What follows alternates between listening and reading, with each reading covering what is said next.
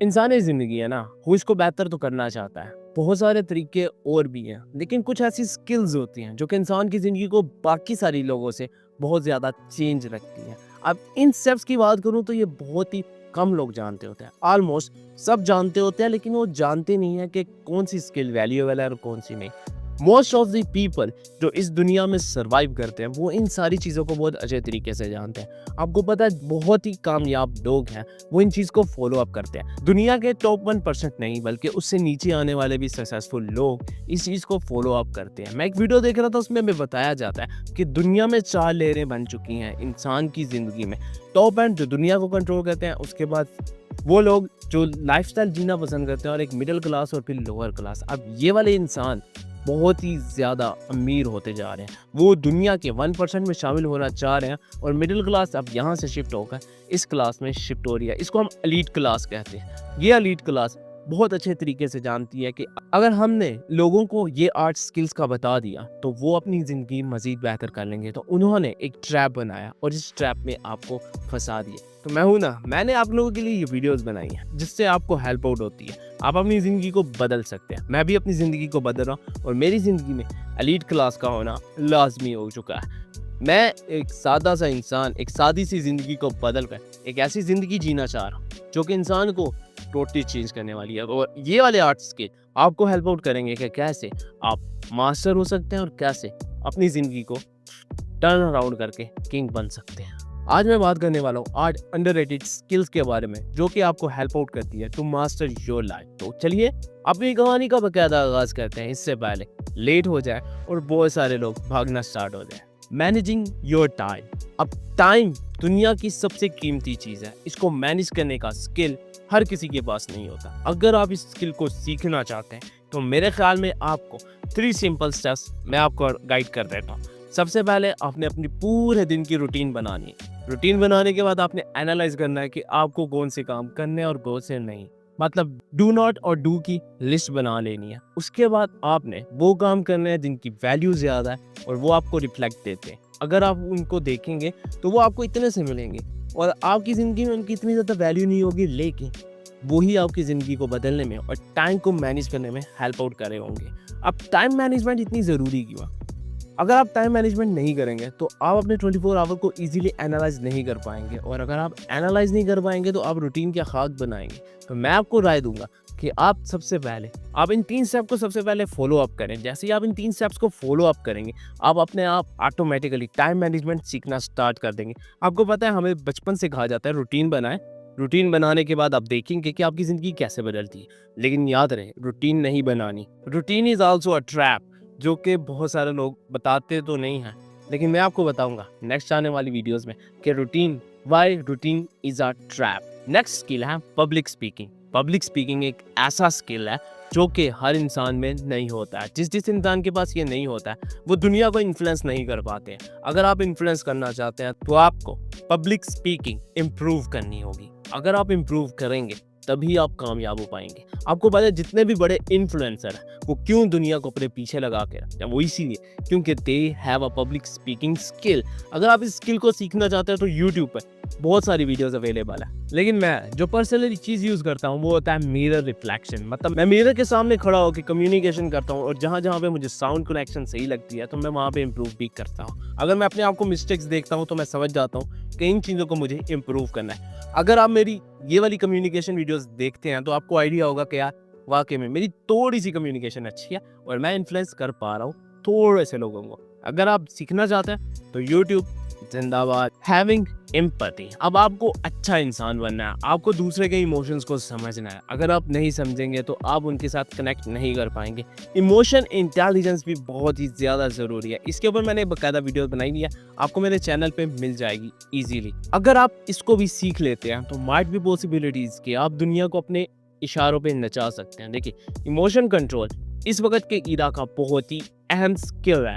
किसी भी इंसान को किसी इंसान से जोड़ना हो, किसी भी इंसान को किसी इंसान से तोड़ना हो, तो इमोशंस ही काम आते हैं। और आपको पता है, बहुत सारे लोग अपने इमोशंस की बेस पे ही डिसीजंस लेते हैं। ब्रांड्स भी इमोशंस को यूज़ करते हैं, उनकी भी कहानी किसी और दें। लेकिन अगर आप इनको सीखना चाहते हैं तो यूट्यूब पर बहुत सारे ट्यूटोरियल हैं। अगर आप चाहते हैं कि मैं वैसे ट्यूटोरियल बना दूं तो आप मुझे कमेंट बॉक्स में लाजमी अपडेट करिएगा कि भाईजान हमें भी आपके ट्यूटोरियल चाहिए on about these skills. Next up हमें कहता है positive self talk. Self talk की कहानी मेरी फेवरेट है क्योंकि भाई ये मुझे बहुत ही ज़्यादा पर्सनली पसंद है।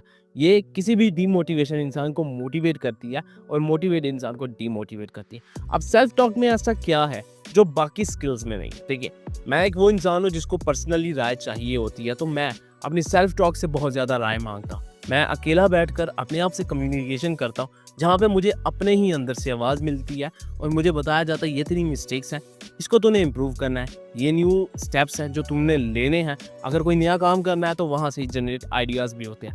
अब पॉजिटिव सेल्फ टॉक इंसान को डीमोटिवेट नहीं होने देता। अगर कोई इंसान फेल होता है तो वहाँ पे सेल्फ टॉक उसको हेल्प आउट करती है कि भाई स्टैंड अप, ये दुनिया सर्वाइवर की है, अगर तुम थम जाओगे तो कैसे भागोगे, कैसे चलोगे और कैसे अपनी ज़िंदगी को बोरिंग रूटीन से या अपने बोरिंग जोन से बाहर निकाल पाओगे। तो मैं सेल्फ टॉक करता हूँ और मुझे बहुत ज़्यादा पसंद है। सेल्फ टॉक की कहानी मैं किसी और वीडियो में शेयर करूँगा क्योंकि self talk create a very good personality inside of you. Next step हमें कहता है बीइंग ऑनेस्ट विथ यू।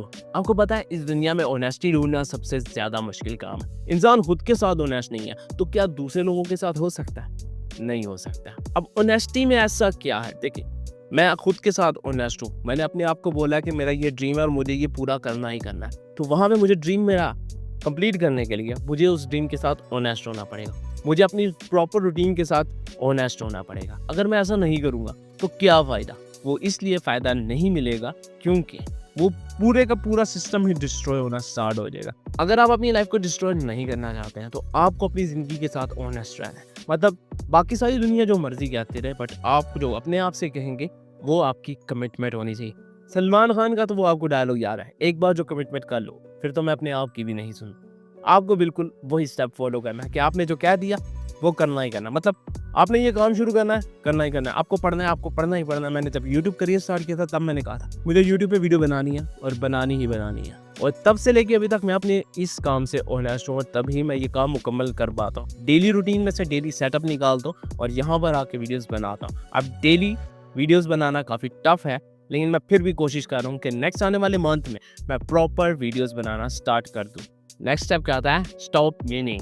अब ऐसा नहीं है कि हर इंसान जीतता है, बहुत सारे लोग हारते भी हैं, बहुत सारे लोग फेल भी होते हैं, बहुत सारे लोग सक्सेसफुल होते हैं। लेकिन यहाँ पर एक चीज़ आती है, इंसान की विशिंग। इंसान कहता है मुझे विश में ये चाहिए, वो चाहिए, ये सब कुछ चाहिए, बट आपको अपनी विशिंग पे कंट्रोल करना है, अपनी विनिंग को भी कंट्रोल करना है। देखिए, हर दफ़ा जीतना ज़रूरी नहीं होता, कभी कभार हारना भी चाहिए। वो इसलिए क्योंकि आपकी जीत से ज़्यादा आपको हारना ज़्यादा सिखाता है, और अगर आप हार से सीखते हैं तो आप मज़ीद बेहतर हो सकते हैं। अब यहाँ पर ये वाला स्किल इंसान से कहता है कि आपको अपने इमोशंस कंट्रोल में रखें, और अगर आप नहीं रखेंगे तो माइट बी पॉसिबिलिटीज कि इंसान आपको ख़राब करना शुरू कर दे।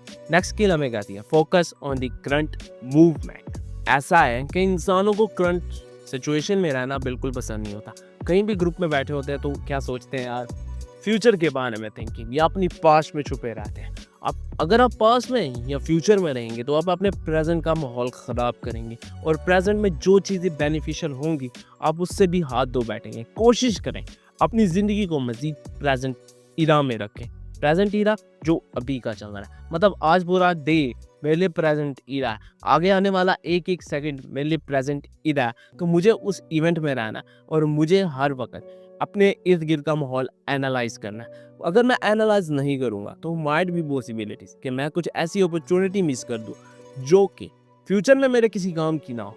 अगर आज है तो अभी है, और अगर अभी है तो अभी ही करना है। ये वाला सिस्टम बहुत सारे लोग फॉलो अप करते हैं। आपने देखा बहुत बहुत बड़े लोग हमेशा करंट सिचुएशन का फ़ायदा उठाकर मार्केट में ट्रेंड जनरेट करते हैं, और जब से ही वो ट्रेंड जनरेट में आता है बहुत सारे लोग उसकी तरफ कनेक्टेड हो जाते हैं। क्यों? क्योंकि उनका इमोशंस उनको वहाँ पे लेकर आता है, और वो जानते हैं कि करंट टाइम की वैल्यू क्या होती है। मैं पर्सनली करंट टाइम की वैल्यू जानता हूँ, इसीलिए मैं अक्सर औकात फ्यूचर को रोल अप करके फेंकता हूँ और प्रेजेंट में वापस आ जाता हूँ। फ्यूचर में रहना सबको पसंद होता है क्योंकि वो इमेजिनेशन दुनिया है।